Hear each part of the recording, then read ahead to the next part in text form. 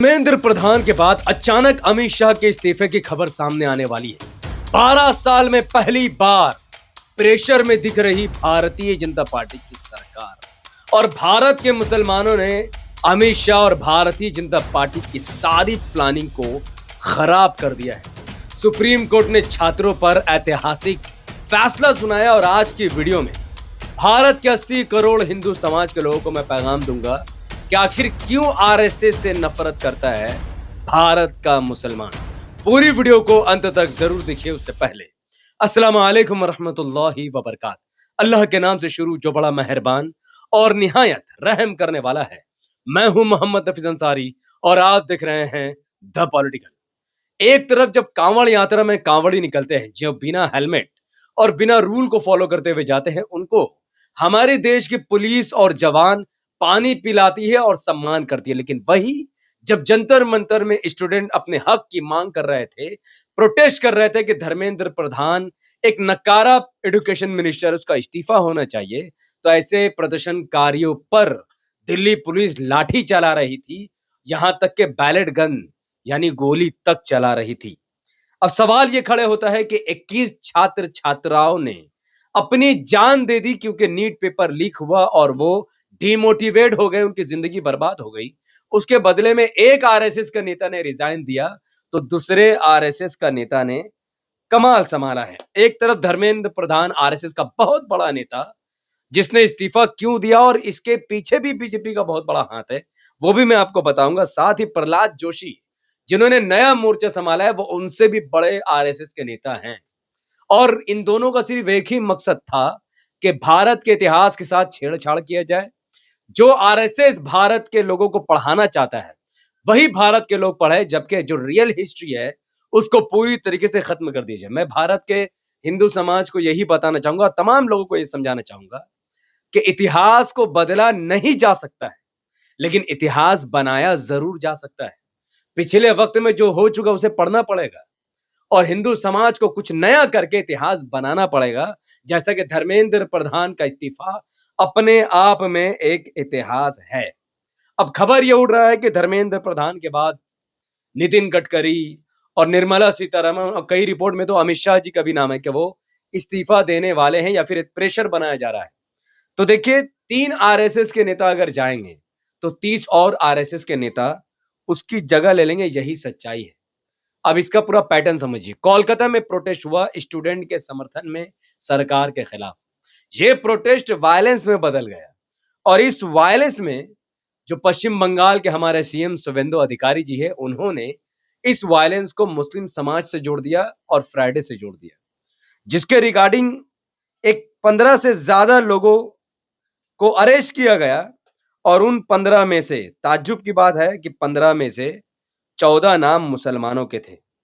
जिसके बाद एक ऐसा व्यक्ति को भी पकड़ा गया जो उस दिन प्रोटेस्ट में सिर्फ पानी बांट रहा था और कूड़ा साफ कर रहा था। उसकी बस गलती इतनी थी कि कैमरा में आकर ऐसा लग रहा था कि वो प्रोटेस्ट को लीड कर रहा है, हालांकि उसको प्रोटेस्ट में ना किसी ने बुलाया था, बल्कि वो खुद वहां पर गया था, खुद से वो खिदमत करने गया था। लेकिन हिंदू छात्रों को और हिंदू प्रोटेस्टर को पानी पिलाना इतना बड़ा पाप हो जाएगा, इस मुसलमान को मालूम नहीं था और उसको आखिरकार जेल में भेज दिया गया।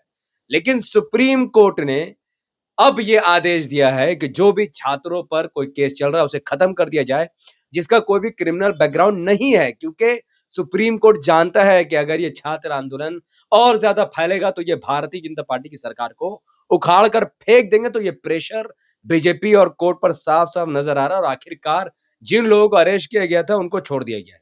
अब मुसलमानों को क्यों से दूर रहना चाहिए था और जो मुसलमान गए वो क्यों फंसे। और मैं ये भी बता दूं कि जो मुसलमान दूर थे उनकी वजह से ही सीजेपी का प्रोटेस्ट सक्सेस हुआ है। जुनैद को देखिए, प्रोटेस्ट खत्म हुआ, लोग एंजॉय और पार्टी करने लगे सीजेपी के नेता, लेकिन जुनैद को हम लोगों ने रोता हुआ देखा है। क्यों? जबकि जुनैद को भी इसमें शामिल होना चाहिए था प्रोटेस्ट के बाद, उसको भी खुशी का हकदार था, लेकिन दाढ़ी और टोपी देखकर उसको टारगेट किया गया और अब उससे सवाल जवाब हो रहा है कितना पैसा कहां से आया, कौन खाना खिला रहा था। अब वो बुरी तरीके से फंसा हुआ है और वो आने वाले 5 साल तक फंसा हुआ ही रहेगा। अब इस तस्वीर को देखिए, बिहार में प्रोटेस्ट चल रहा था, AK-47 से फायरिंग की गई। बिहार पुलिस ने AK-47 से स्टूडेंट पर फायरिंग शुरू कर दी। अब मैं मुसलमानों को जब कह रहा था पहले दिन से क्या आप जाओगे तो गोली चलेगी? अब आप सोचो, हिंदू छात्र प्रोटेस्ट कर रहे हैं तो AK-47 से गोली चल गई। अच्छी बात ये है कि किसी की मौत की खबर नहीं है, 3 घायल हुए हैं गोली से। लेकिन अगर मुसलमानों की भीड़, अगर लाखों की तादाद में मुसलमान जंतर-मंतर पहुंच जाते, तो क्या अमित शाह की फौज और दिल्ली पुलिस गोली नहीं चलाती? क्या कत्लेआम नहीं होता? Breaking news! अमित शाह की फौज ने हजारों मुसलमानों को मौत के घाट उतार दिया, ऐसी खबर आती। लेकिन वो सुलझे हुए मुसलमान हैं, जो अपनी आइडेंटिटी को छुपा कर गए या फिर वो गए ही नहीं। जो जुनैद ने गलती की, वो गलती भारत के मुसलमानों ने नहीं किया और अब अमित शाह पर धीरे-धीरे प्रेशर बन रहा है कि आखिर गोली तुमने चलाई कैसे? क्योंकि गोली हिंदुओं को लगी है, हिंदू छात्रों को लगी है। उन छात्रों को लगी जो अपनी प्रोटेस्ट कर रहे थे और मांग कर रहे थे। और अब अमित शाह इतने प्रेशर में कि वह पार्लियामेंट से भी गायब है और कोर्ट ने, सुप्रीम कोर्ट ने यह आदेश दिया है कि जिसने बैलेट गन चलाया है उस पर भी जांच हो और AK-47 जिसने चलाया उस पर भी जांच हो कि आखिर ये चलाया कौन, कैसे चला, इसकी हिम्मत कैसी हुई चलाने की। और आप जानते हैं धर्मेंद्र प्रधान के इस्तीफे के पीछे बहुत बड़ा हाथ आरएसएस का भी है। क्यों?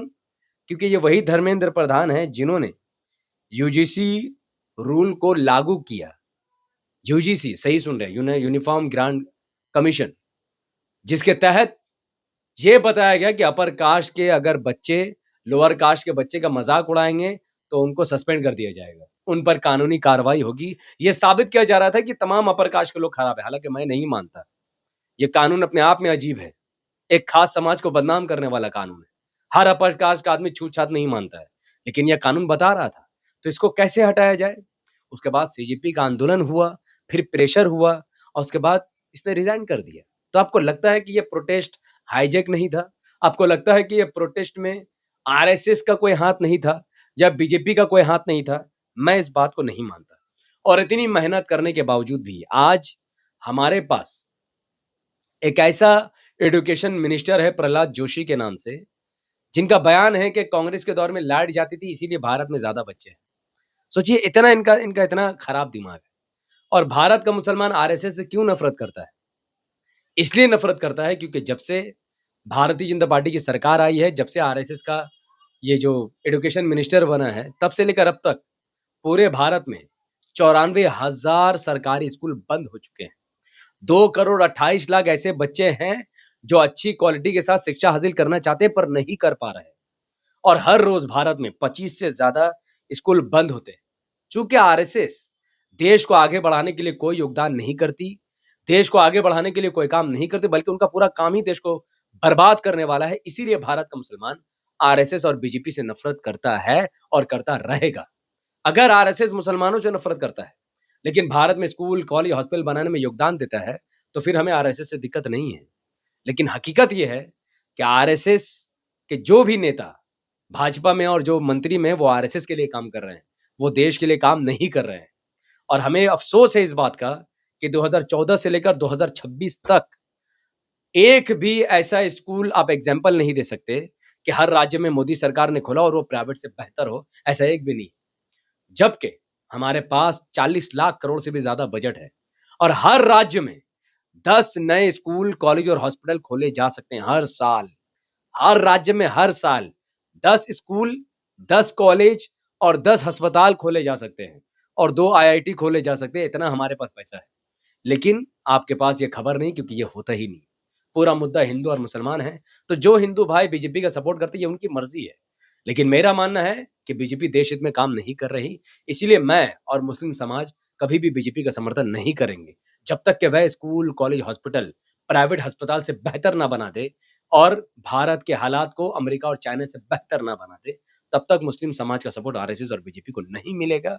जिसको बीजेपी को वोट करना है करो, ये आपकी आजादी है। लेकिन मुस्लिम समाज देश बर्बादी के लिए बीजेपी को वोट नहीं करेगा, क्योंकि पिछले 12 साल में बीजेपी ने देश के लिए कोई भी अच्छा काम नहीं किया है, सिवाय वो काम के जिससे आरएसएस खुश हो और वो काम से जिससे अंधभक्त खुश हो। लेकिन देश अंधभक्तों से बड़ा है, आरएसएस से बड़ा है और देश 140 करोड़ लोगों का देश है। जब तक गरीबों के लिए कोई काम नहीं होगा, मुसलमान ऐसे पार्टी और नेता का समर्थन नहीं करेगा। अगर आप सब मेरी बातों से इत्तेफाक रखते हैं तो इस वीडियो को लाइक, शेयर और कमेंट कीजिए। हमारे यूट्यूब चैनल पर नए थे तो इसे सब्सक्राइब करके बेल आइकन को हिट कीजिए।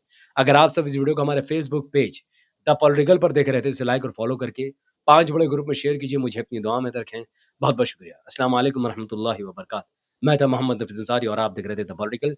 जय हिंद, संविधान ज़िंदाबाद, इस्लाम ज़िंदाबाद।